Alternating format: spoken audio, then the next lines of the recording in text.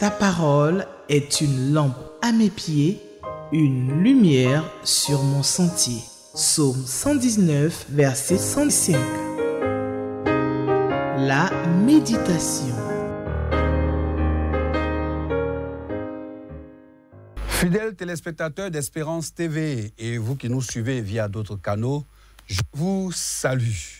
Nous sommes aujourd'hui lundi 6 octobre 2025 et nous sommes à la méditation de la parole de Dieu.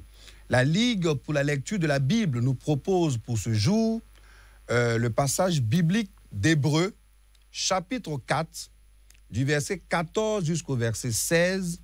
Et nous allons lire aussi Hébreux, chapitre 5, mais seulement le verset 10. Alors, je résume. Hébreux, chapitre 4, du verset 14 jusqu'au verset 16, et Hébreux, chapitre 5, le verset 10. Seigneur, je te bénis et je te loue. Je glorifie ton nom pour ce lundi 6 octobre que tu nous fais la grâce de voir, que tu nous fais la grâce d'expérimenter, que tu nous fais la grâce de vivre encore. Oh Dieu, que ton nom soit béni.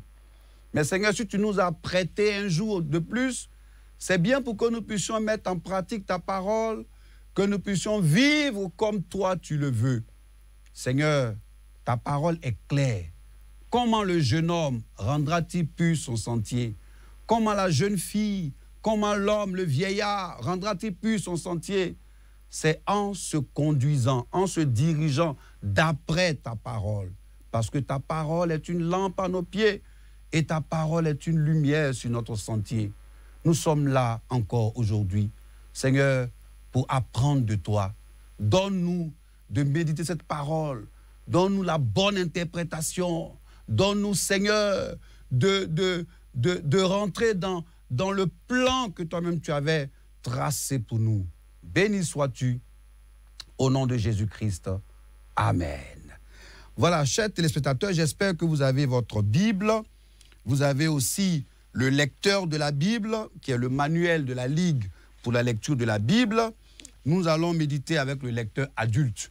Mais je voudrais bien que nous puissions commencer cette méditation par ce chant du Gloire à Dieu, communément appelé GAD, voilà, qui est le recueil de cantiques de l'église méthodiste de Côte d'Ivoire.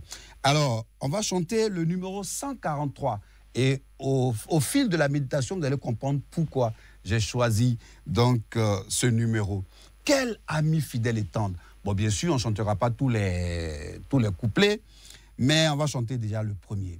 Quel ami fidèle et tendre, nous avons en Jésus-Christ, toujours prêt à nous entendre, à répondre à notre cri. Il connaît nos défaillances, il connaît nos défaillances, nos chutes de chaque jour. Sévère en ses exigences, il est riche en son amour. Le numéro 3, quel ami fidèle et tendre, nous avons en Jésus-Christ, toujours prêt à nous défendre. Quand nous presse l'ennemi, il nous suit dans la mêlée, nous entoure de ses bras. Et c'est lui qui tient l'épée et qui décide des combats, Alléluia. Voilà, je voulais qu'on introduise cette méditation par ce chant. Et vous allez comprendre tout à l'heure pourquoi. Alors, le lecteur de la Bible nous pose toujours des questions. Et pour ce lundi 6 octobre 2025, 2 questions nous seront posées. Question numéro 2 et question numéro 5 du lecteur de la Bible. Voilà. Donc, si on a tout notre matériel, c'est-à-dire la Bible, le lecteur, de quoi noter, nous allons commencer la méditation. Alors, Hébreux chapitre 4, du verset 14 jusqu'au verset 16, et Hébreux chapitre 5, le verset 10.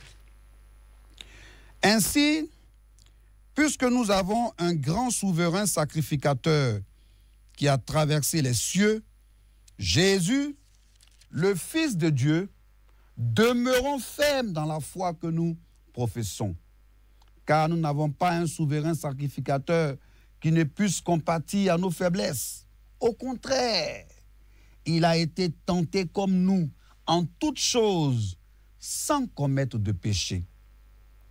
Approchons-nous donc avec assurance du trône de la grâce, afin d'obtenir miséricorde et de trouver grâce pour être secourus dans nos besoins. Et le chapitre 5, le verset 10 dit, « Dieu l'ayant déclaré souverain sacrificateur selon l'ordre de Melchisédek. » Alléluia. Acclamons cette parole du Seigneur. Alors, je voudrais bien que nous puissions donner comme titre à cette méditation « Tenir ferme dans sa confession de foi ». Chers téléspectateurs, tenons ferme dans notre confession de foi. Alors, le titre, c'est « Tenir ferme dans sa confession de foi ». Les versets antérieurs, c'est-à-dire verset 12, verset 13 de la méditation d'hier, c'était la méditation d'hier, ont montré la parole de Dieu comme la première des 3 ressources indispensables à notre vie sur la terre. Verset 12 et verset 13, que l'objet de notre méditation d'hier, ont montré la parole de Dieu comme la première des 3 ressources indispensables à notre vie sur la terre. Hébreux 4, verset 14 jusqu'au verset 16, que nous méditons aujourd'hui, affirme que Jésus, notre grand sacrificateur, comprend nos faiblesses. C'est pour cela que j'ai introduit par « Quel ami fidèle et tendre ». Il comprend nos faiblesses, car il a été comme nous. Mais attention, il a été sans péché.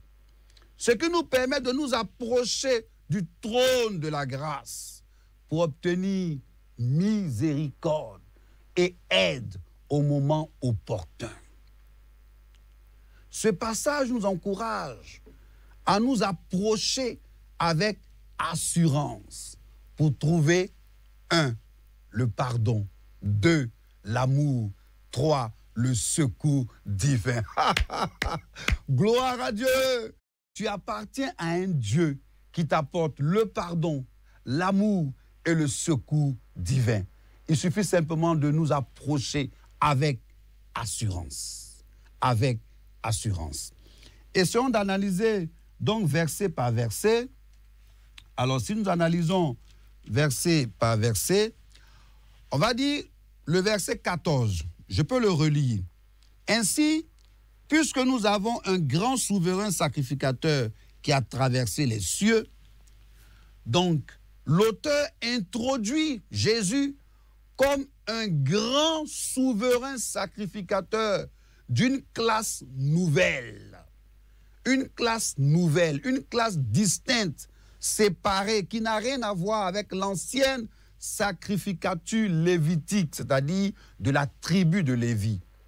Le fait que Jésus ait traversé les cieux montre qu'il est monté au ciel et il siège auprès de Dieu, représentant ainsi une connexion, une connexion unique entre le ciel et la terre. Oh, Jésus, il a traversé les cieux, il est installé au ciel. Et cette connexion-là entre le ciel et la terre, Jésus est le seul qui applique, qui met en relief cette connexion. C'est lui seul qui nous permet d'être en contact avec Dieu. Le verset 15, donc ici, nous voyons que le verset 15, alors le verset 15, car nous n'avons pas un souverain sacrificateur qui ne puisse compatir à nos faiblesses. Non. Notre souverain sacrificateur, contrairement au sacrificateur humain, Jésus possède une compréhension profonde de nos luttes. Jésus possède une compréhension profonde de nos luttes, car il a éprouvé la condition humaine en profondeur. Il a connu tout ce que vous et moi avons connu. Il a connu la faim, il a connu, comment on appelle ça, la misère, il a connu le froid, il a connu. Mais il n'a jamais succombé au péché. Ça, par contre, il faut bien le souligner. Il a connu la condition humaine, mais il n'a pas succombé au péché. Il n'a jamais péché. Et cette sympathie et cette expérience personnelle sont cruciales pour notre salut et notre compréhension. Alors, nous ne sommes pas seuls dans nos combats. C'est pour cela que le chant que nous avons chanté dit « Il combat, il connaît nos défaillances, nos chutes de chaque jour. Il connaît nos défaillances, il connaît nos chutes de chaque jour. Et c'est lui qui décide des combats. Et c'est lui qui décide des combats. Donc nous ne sommes pas seuls, chers frères, chères sœurs. Nous ne sommes pas seuls. Jésus, en tant que souverain sacrificateur, comprend nos tentations et nos faiblesses. Parce que lui-même, il a vécu ça. Il a vécu une expérience humaine complète. Attention, attention. Je n'ai pas dit que c'est la porte ouverte, comme Jésus comprend. Bon, je vis dans le péché, Jésus il comprend, il sait que ce n'est pas facile, Jésus sait que la chair est faible. Je n'ai pas dit ça encore. Hein. Je n'ai pas encore dit ça, je vous en prie. Je n'ai pas dit ça. Je n'ai pas dit que c'est la porte ouverte au péché parce que Jésus comprend. Non. Le chant même dit, ici le chant nous dit, il est sévère en ses exigences. Il est sévère en ses exigences. Et une des exigences, c'est que nous sommes de la chair, mais nous sommes dans le monde, mais nous ne sommes pas du monde. Et que nous sommes le sel et la lumière. Ça veut dire que le sel, il ne se mélange pas. C'est lui qui contamine, c'est lui qui impacte. Attention. Donc, Jésus comprend bien notre condition, mais Jésus nous amène à le regarder. Alléluia. Et là, ça m'amène à rendre un témoignage, vous voyez, d'un serviteur de Dieu qui, mais tout le temps qu'il prêche, c'est-à-dire toutes ses prédications, il va taper sur l'adultère, sur le péché, sur l'adultère, sur le péché, sur l'adultère, sur le péché. C'est que c'est une très bonne chose, hein? C'est une très bonne chose. Et puis, malheureusement, on va dire ça comme ça, un jour, lui-même, il est tombé par cette faiblesse. Parce que lui, dès que c'est le cas, allez, sous discipline, allez, on te demet d'ici, on te demet de ça. Ce qui est normal, hein, tout à fait normal. Je suis d'accord avec ça. Et quand ça lui est arrivé, à son tour, le conseil se réunit. On dit, bon, pasteur, comment on fait? On te met sous discipline aussi, on t'écarte, on te jette. Et il veut plaider. C'est maintenant qu'il dit, de toute façon, bon, essayez de comprendre, nous sommes humains, la chair est faible, je suis homme de Dieu, mais je suis avant tout un homme, donc ça peut arriver. Ah, ça peut arriver. Quand c'est pour toi, ça peut arriver. Pour les autres, là, tu les mets sous discipline, tu les chasses, ça peut arriver. Ah non! Comprenons. Quand un frère passe par une situation, si c'est un cas, je vais dire récidive, ça c'est un autre problème. Si c'est un cas de récidive, ça c'est un autre problème. Mais si c'est un cas de chute, il y a de l'amour qu'il faut manifester. Il faut comprendre. Et puis bien sûr, il faut appliquer la discipline qui s'impose. Mais il faut comprendre.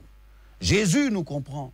Mais Jésus, en même temps, est exigeant sur la situation pour ne pas que nous puissions tomber dans ce travers donc, du péché du sexe.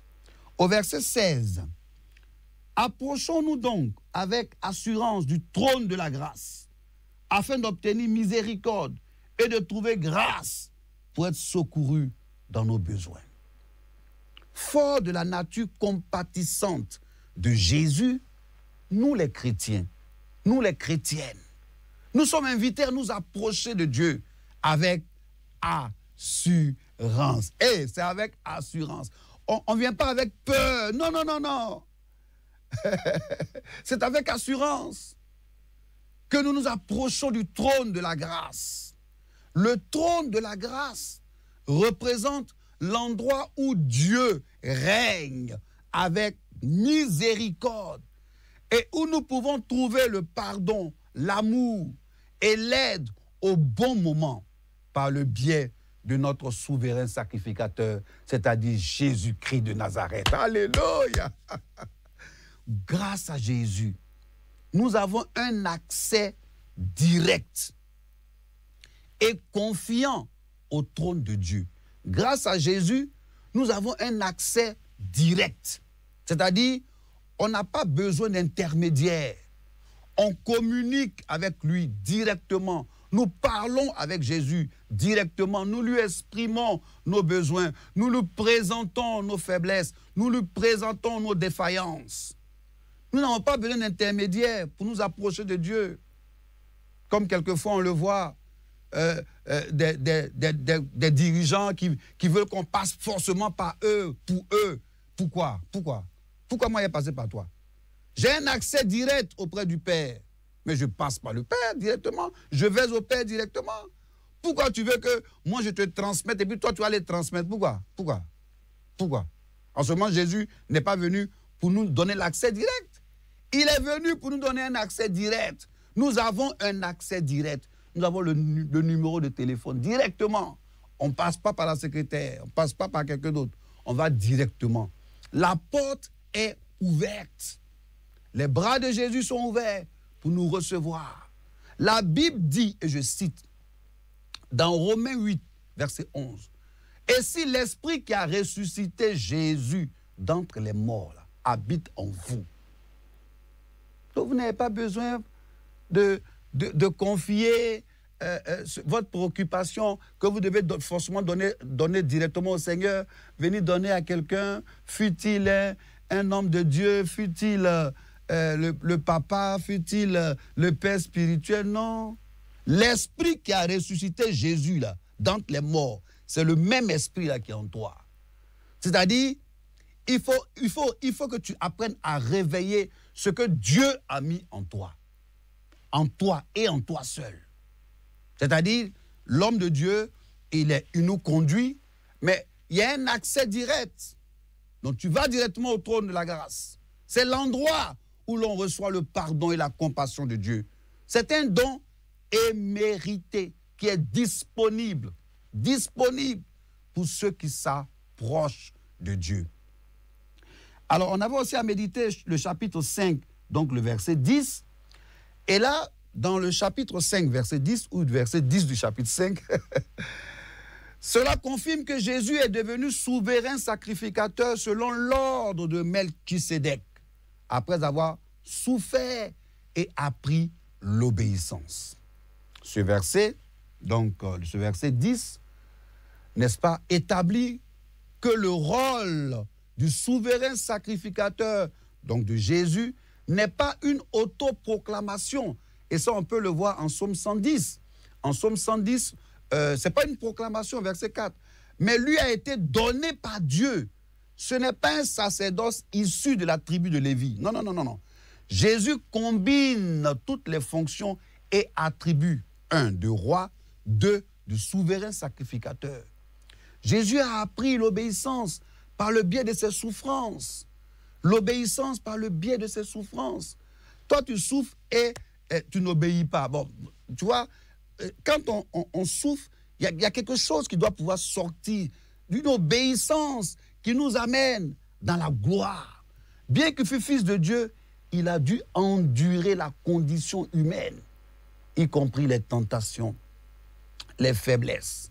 Pourquoi? Pour être un souverain sacrificateur parfait, capable de compassion.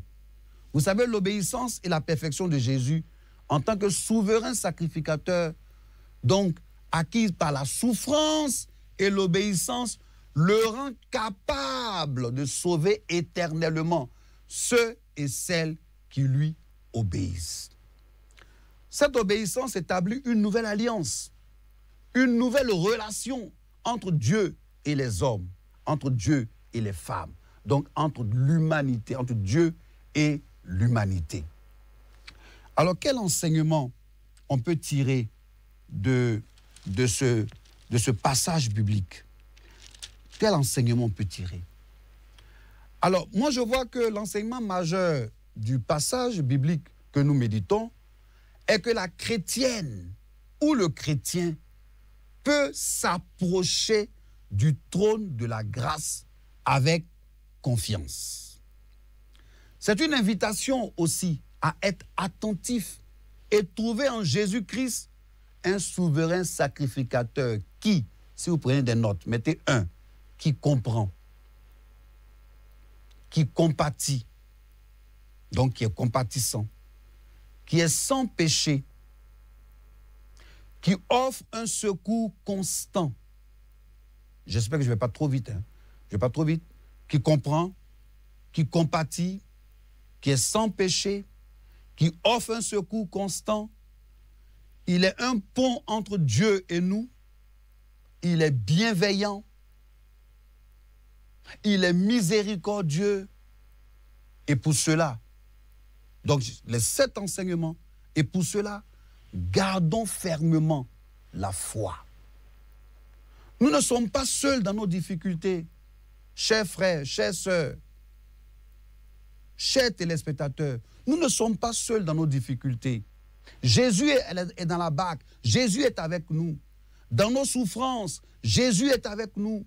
Dans nos faiblesses, Jésus est avec nous. Il est avec nous pour nous secourir. Il est avec nous pour nous relever. Il est avec nous pour nous montrer le chemin à suivre. Il est avec nous pour nous guider. Nous ne sommes pas seuls dans nos difficultés. Tu traverses une difficulté précise. Tu es dans une souffrance précise. Tu es dans une faiblesse précise. Non, tu n'es pas seul. Jésus est avec toi. C'est à toi de regarder juste à côté. Il est là. Sa parole est là. Jésus est avec toi. Il te fortifie en son nom puissant, au nom de Jésus-Christ. Alors, à ce stade, nous allons répondre aux questions du lecteur. Et il y a 2 questions qui nous ont été posées, qui nous sont posées, j'allais dire, pour cette méditation. On a donc la question numéro 2 et la question numéro 5. Question numéro 2, est-ce que ce passage m'apprend quelque chose sur Dieu le Père, Dieu le Fils ou Dieu le Saint-Esprit?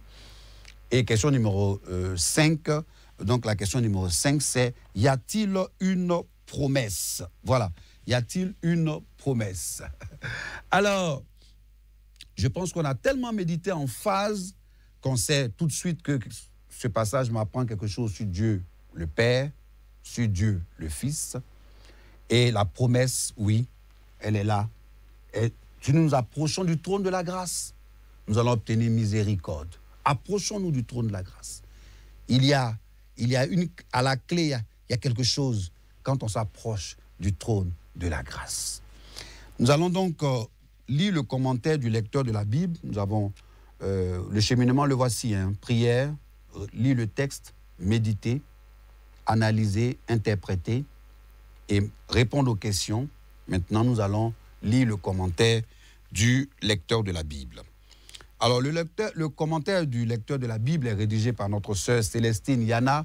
Elle est du Tchad. Voilà, elle est du Tchad. Parce que nous avons un grand souverain sacrificateur qui a traversé les cieux, Jésus, le Fils de Dieu. Pour mieux éclairer, Paul utilise un genre littéraire basé sur la comparaison et le contraste. Donc, Aaron, sacrificateur de nature humaine, partage des faiblesses et compatit avec ceux pour qui il offre le sacrifice. Jésus, quoique sans péché, compatit à nos faiblesses dans sa dimension humaine. Aaron est désigné par Dieu pour accomplir le sacrifice d'expiation des péchés. Jésus aussi est choisi par Dieu pour ce sacerdoce. Dans le service, Aaron doit parcourir les étapes jusqu'au lieu saint où se trouve la présence de l'Éternel. Jésus a traversé les cieux pour accomplir l'acte expiatoire. Alléluia. Ça, c'était la comparaison. Le contraste maintenant. Aaron est sacrificateur, tandis que Jésus est le grand souverain sacrificateur. Aaron, purement humain, offre pour lui aussi des sacrifices expiatoires avant tout service. Alors que Jésus, fils de Dieu, n'a point connu de péché. Aaron offre des animaux et répète l'opération chaque fois, alors que Jésus est lui-même l'ultime sacrifice une fois pour toutes. Il est appelé le trône de la grâce. Alléluia. Dans toutes ces démonstrations, Paul met en exergue un modèle parfait d'obéissance. Quelle est la réponse à cette démonstration de Paul? Approchons-nous. Voici, approchons-nous. Donc, avec assurance du trône de la grâce, afin d'obtenir miséricorde et de trouver grâce pour être secouru dans nos besoins. Seigneur, je te loue, je te bénis. Oh, j'ai aucun commentaire à faire, tellement c'est clair. Merci de bénir notre sœur du Tchad qui a rédigé ce commentaire. Seigneur, merci. La comparaison et le contraste, tu nous as tout dit à partir donc de ce commentaire. Il nous appartient maintenant, Seigneur, pour ce lundi 6 octobre, il nous appartient, et les jours à venir, il nous appartient de nous approcher du trône de la grâce avec assurance. De nous approcher avec assurance. Nous ne sommes pas seuls dans le combat. Nous nous approchons. Nous n'avons pas besoin d'intermédiaires.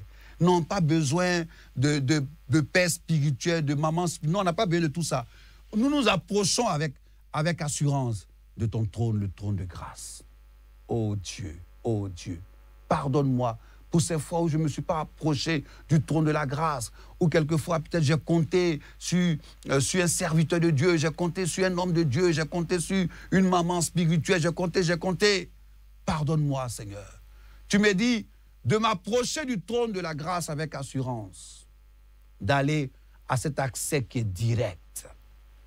Bénis nos téléspectateurs, bénis tous ceux qui ont médité avec nous, et merci pour l'assurance que tu nous donnes. Au nom de Jésus-Christ. Amen. Voilà, comme conclusion partielle, si vous nous prenez en marche, vous êtes sur le canal 320 et c'est donc Espérance TV, la télévision de l'Église méthodiste de Côte d'Ivoire pour le salut du monde. Et nous méditons Hébreux chapitre 4, du verset 14 jusqu'au verset 16 et Hébreux chapitre 5, le verset 10. Voilà, Espérance TV, c'est maintenant que nous nous arrêtons pour la méditation de ce jour. Que la paix de Dieu soit dans vos maisons. Que la paix de Dieu soit dans vos maisons. Paix en Côte d'Ivoire. Je vais saluer aussi tout le personnel d'Espérance TV, tous ceux qui travaillent, la secrétaire qui nous reçoit, qui nous donne de l'eau à boire à chaque fois. C'est tout ça, la méditation. Nous ne sommes que des canaux de transmission, mais derrière nous, il y a une grosse équipe qui travaille, qui nous met à l'aise, qui nous maquille. Je vais saluer Mme Krabi, saluer le directeur, M. Maxime Zobo, et puis toute l'équipe de production, Esmel, le chef Mao, Eunice, voilà, je ne vais pas citer tout le monde, sinon on va dire Koudoun a oublié quelqu'un, mais c'est toute l'équipe qui a préparé sérieusement et copieusement cette méditation. Pour le bonheur de vos âmes, pour que Jésus vous bénisse, pour que vous puissiez pour que vous puissiez vous attacher à la parole de Dieu, et surtout, pour que nous puissions nous approcher du trône de la grâce, sans intermédiaire, mais avec assurance. Shalom. Ta parole est une lampe à mes pieds, une lumière sur mon sentier. Psaume 119, verset 105. La méditation.